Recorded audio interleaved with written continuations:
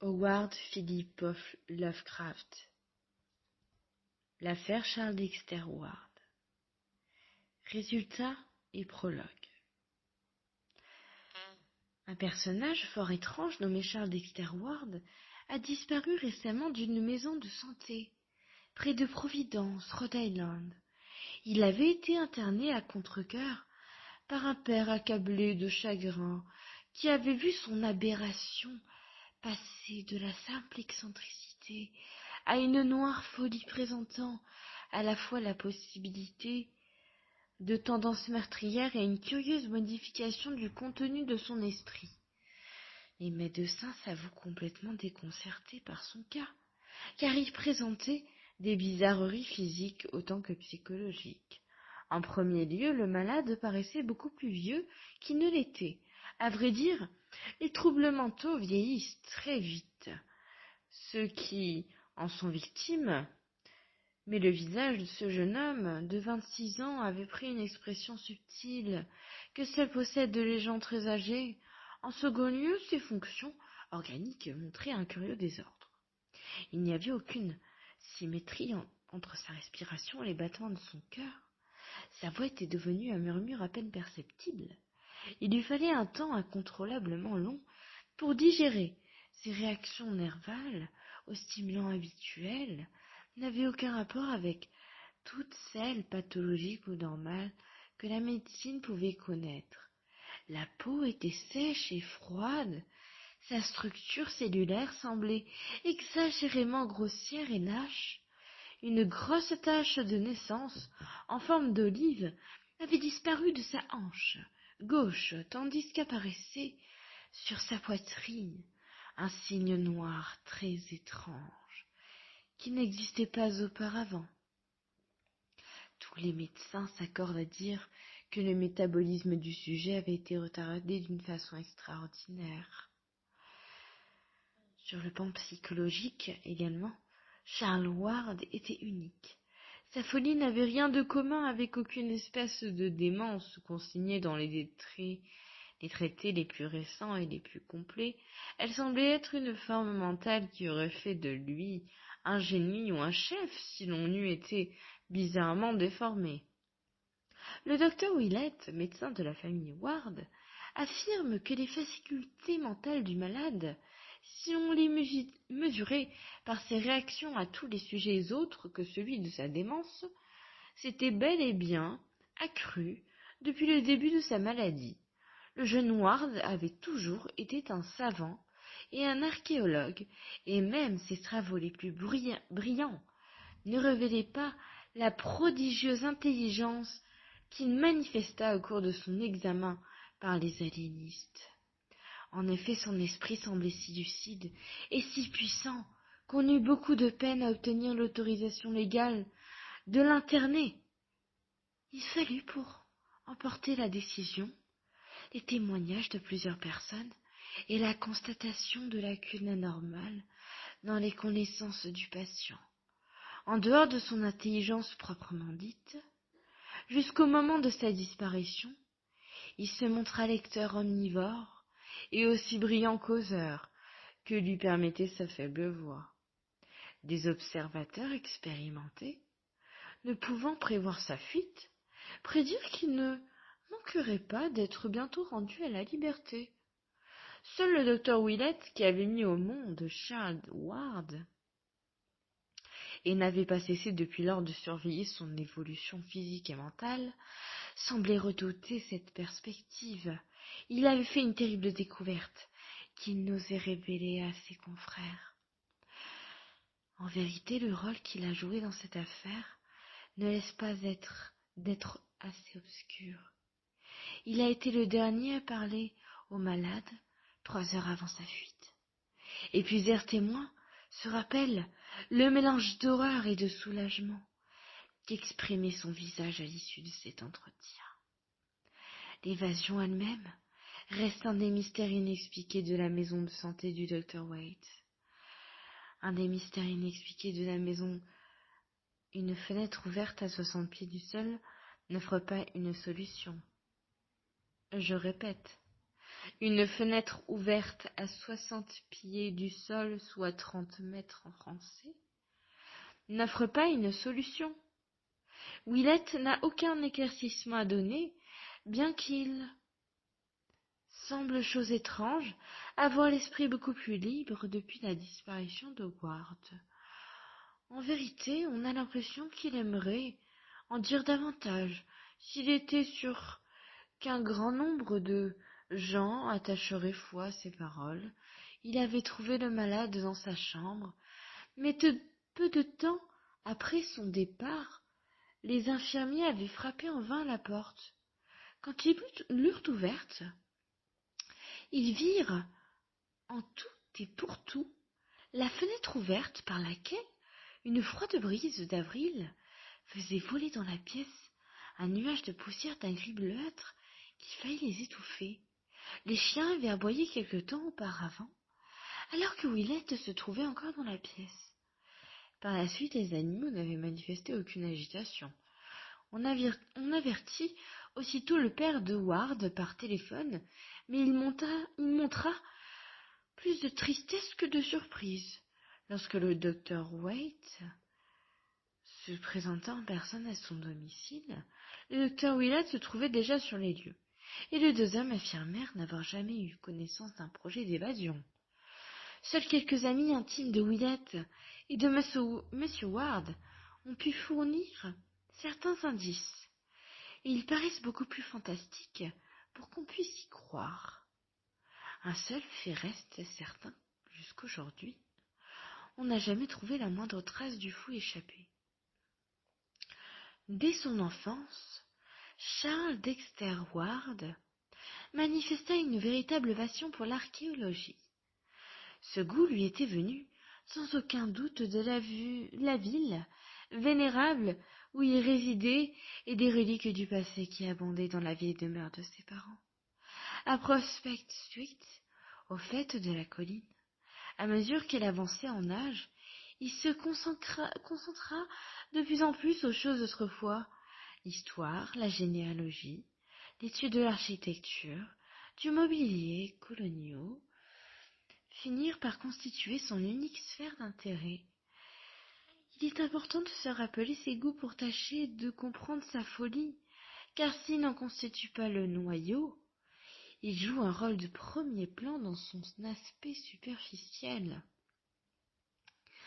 Les lacunes relevées par les aliénistes portaient toutes sur des sujets modernes.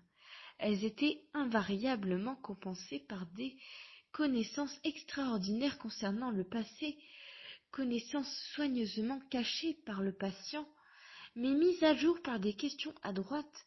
On aurait pu croire que Ward se trouvait transféré dans une autre époque au moyen d'une étrange auto-hypnose. Chose bizarre, il semblait ne plus s'intéresser autant d'autrefois, qui lui étaient peut-être devenus trop familiers. De toute évidence, il s'attachait à acquérir la connaissance des faits les plus banals du monde moderne, auxquels son esprit était resté entièrement et volontairement fermé. Il fit de son mieux pour dissimuler cette ignorance, mais tous ceux qui l'observaient constatèrent que son programme de lecture et de conversation était déterminé par le désir fanatique d'acquérir le bagage pratique et culturel qu'il aurait dû posséder en raison de l'année de sa naissance, 1902, et de l'éducation qu'il avait reçue. Les aliénistes se demandent aujourd'hui comment, étant donné ses lacunes dans ce domaine, le fou évadé parvient à affronter les complications de notre monde actuel. L'opinion prépondérante est qu'il se cache dans une humble retraite jusqu'à ce qu'il ait accumulé tous les renseignements voulus. Les médecins ne sont pas d'accord en ce qui concerne le début de la démence de Ward. L'éminent Dr Lyman de Boston le situe en 1919-1960, au cours de sa dernière année à Mose Bourne School, dans laquelle il cessa brusquement de s'intéresser au passé pour se tourner vers les sciences occultes, et refusa de passer examen d'admission à l'université sous prétexte qu'il avait à faire des études individuelles beaucoup plus importantes. À cette époque, il entreprit des recherches minutieuses dans les archives municipales et les anciennes les anciens cimetières pour retrouver une tombe creusée en 1771, la tombe d'un de ses ancêtres, Joseph Curwen, dont il affirmait avoir découvert certains papiers derrière les boiseries d'une très vieille maison d'Olney Court, au fait de Sumter Hill, où Curwen avait jadis habité. Il est donc indéniable qu'un grand changement se produisit dans le comportement de Ward au cours de l'hiver 1919-1920. Mais le docteur Willett prétend que sa folie n'a pas commencé à cette époque. Le praticien base cette opinion sur sa connaissance intime du patient et sur certaines découvertes effroyables qu'il fit quelques années plus tard. Ces découvertes l'ont durement marqué. Sa voix se brise quand il en parle. Sa main tremble quand il essaie de les coucher par écrit. Willett reconnaît que le changement de 1919 à 1920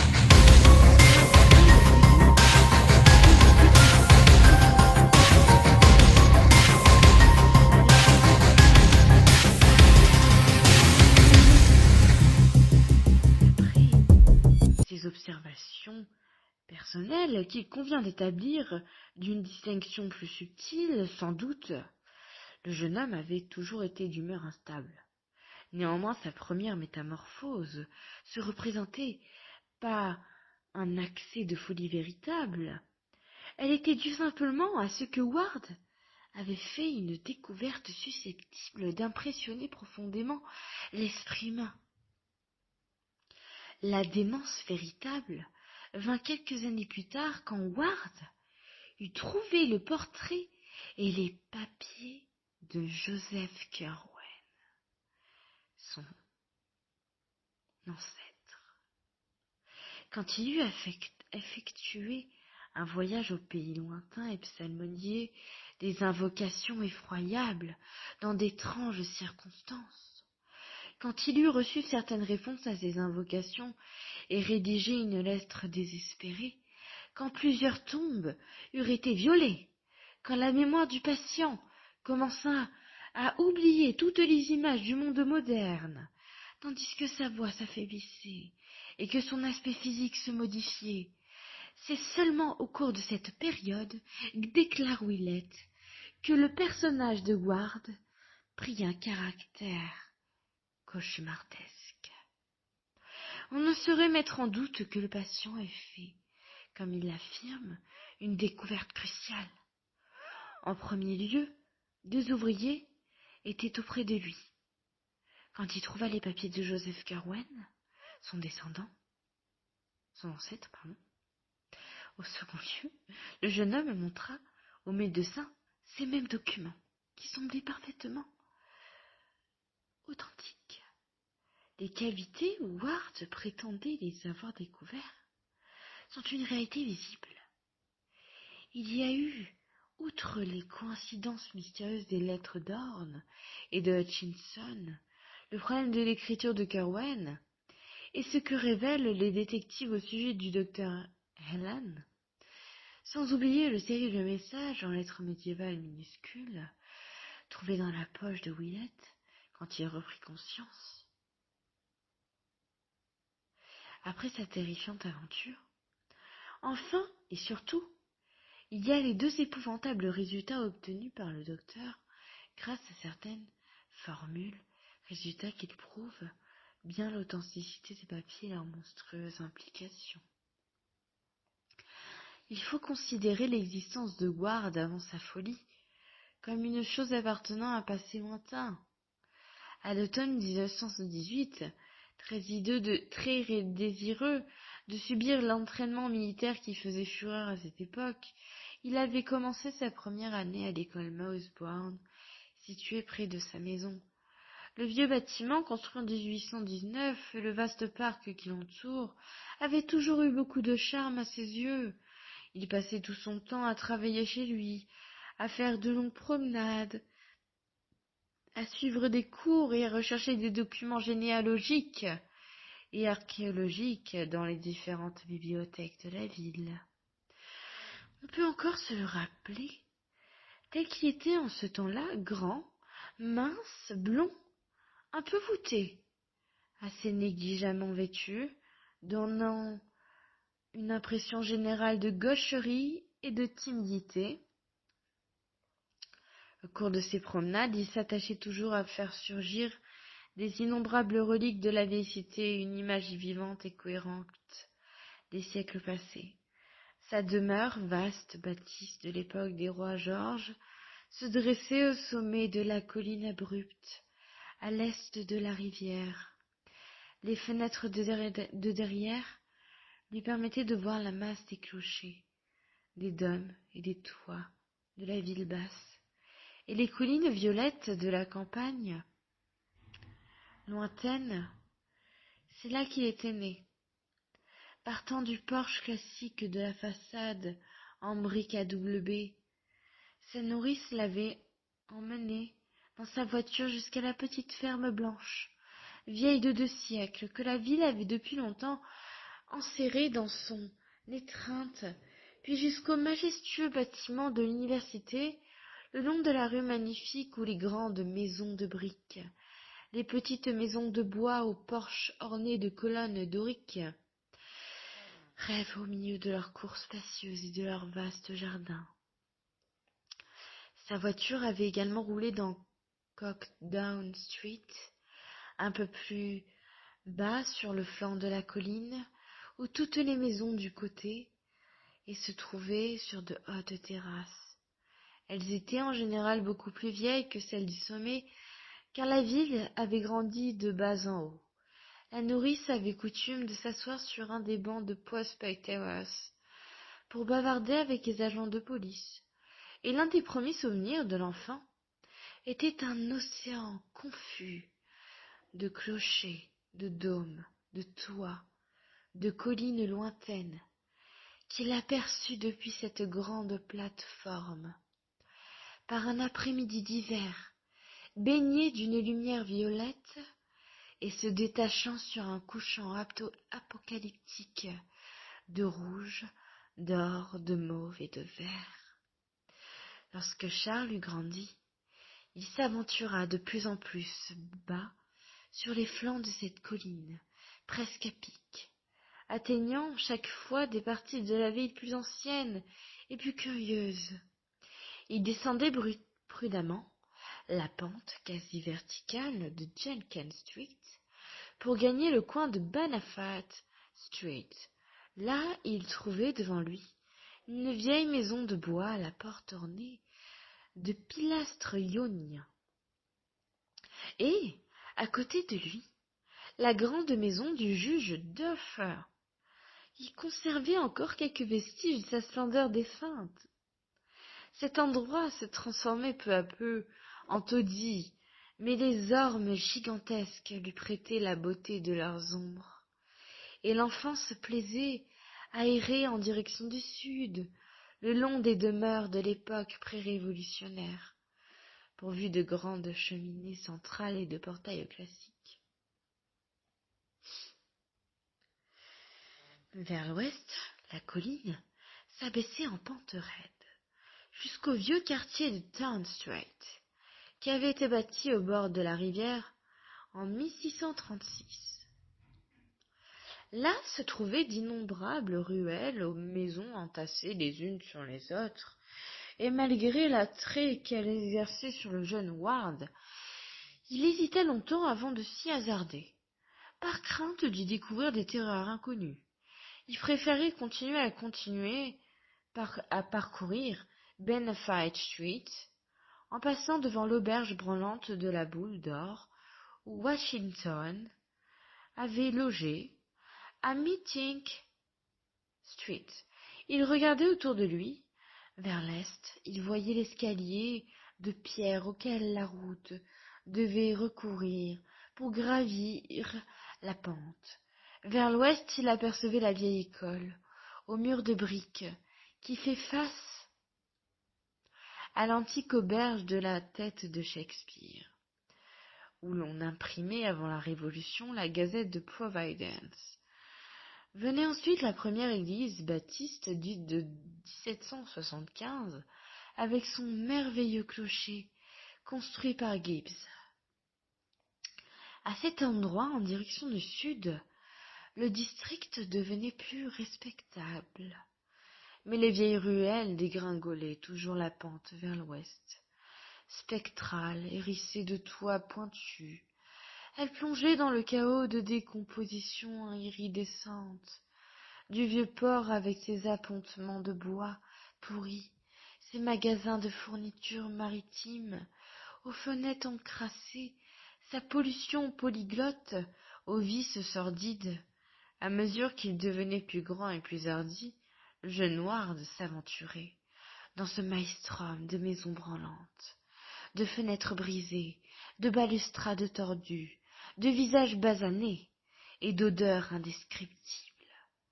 Entre South Main Street et South Water Street, il parcourait les bassins, où venaient encore mouiller quelques vapeurs, puis repartant vers le nord, il gagnait la large place du Grand Pont, où la maison des marchands, bâtie en 1773, se dresse toujours solidement sur ses arches vénérables.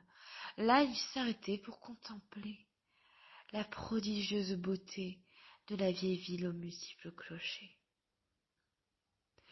Étalée sur la colline, couronnée par le dôme nef du temple de la Christian Science, comme Londres est couronnée par le dôme de Saint-Paul, il aimait surtout arriver à ce lieu en fin d'après-midi, quand le soleil déclinant d'or, de ses rayons, la maison des marchands et les toits amoncelés sur la colline prétend un charme magique au quai où les navires des Indes jetaient l'ancre jadis, après s'être absorbés dans sa contemplation, jusqu'au vertige, il regagnait sa demeure au crépuscule. En remontant les rues étroites où des lueurs commençaient à briller aux fenêtres, il lui arrivait aussi de chercher des contrastes marqués. Il consacrait parfois la moitié d'une promenade aux districts coloniaux au nord-ouest de sa maison, à l'endroit où la colline s'abaisse jusqu'à Stamford Hill, avec son ghetto et son quartier nègre, groupés autour de la place d'où partait autrefois la diligence de Boston, et l'autre moitié au charmant quartier du sud qui renferme Jean Street, Benevolent Street, Power Street, William Street, où demeurent inchangées de belles demeures aux jardins verdoyants entourés de murs. Ces promenades, jointes à des études diligentes, expliquent la science archéologique qui finit par chasser le monde moderne de l'esprit de Charles Ward. Elle nous montre aussi la nature du sol sur lequel tomba au cours de ce fatal hiver de 1919-1920 la graine qui devait donner un si terrible fruit. Le docteur Willett est certain que jusqu'à cette date, il n'y avait aucun élément morbide dans les études et les recherches du jeune homme. Les cimetières présentaient à ses yeux un intérêt purement historique, et il était entièrement dépourvu de tout instinct violent. Puis, par degrés, on vit s'opérer en lui une étrange métamorphose. Après qu'il eut découvert parmi ses ancêtres maternels un certain Joseph Curwen, venu de Salem, qui avait fait preuve d'une longévité surprenante et était le héros d'étranges histoires. Le trisaïeul de Ward, Wycombe Potters, avait avoué en 1785 une certaine Anne Tillinghast, fille de mademoiselle Eliza elle-même,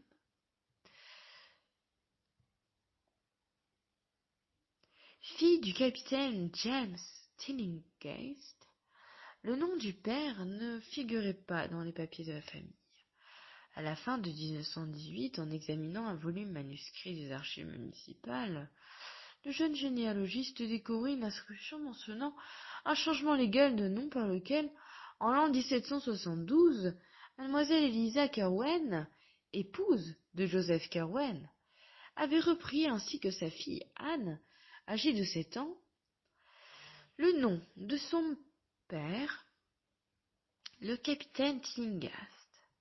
Étant donné que le nom de son mari était devenu un opprobre public en raison de ce qu'on avait appris après sa mort, et qui confirmait une ancienne rumeur à laquelle une loyale épouse avait refusé d'ajouter foi jusqu'à ce qu'elle fût si formellement prouvée qu'on ne put conserver aucun doute, cette inscription fut découverte à la suite de la séparation accidentelle de 2 feuillets soigneusement collés ensemble.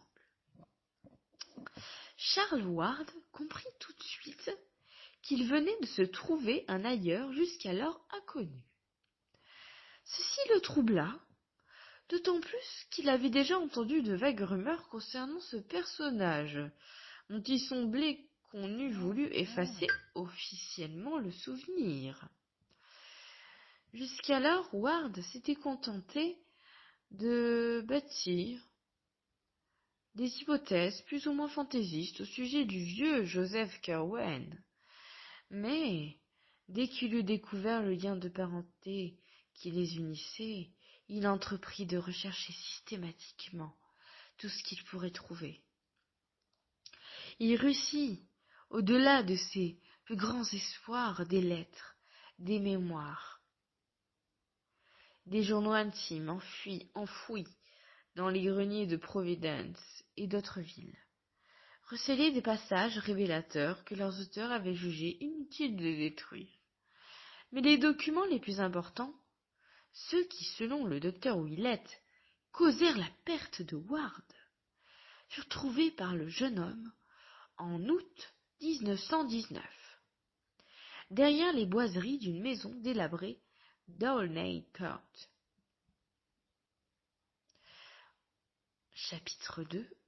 Antécédents et abominations.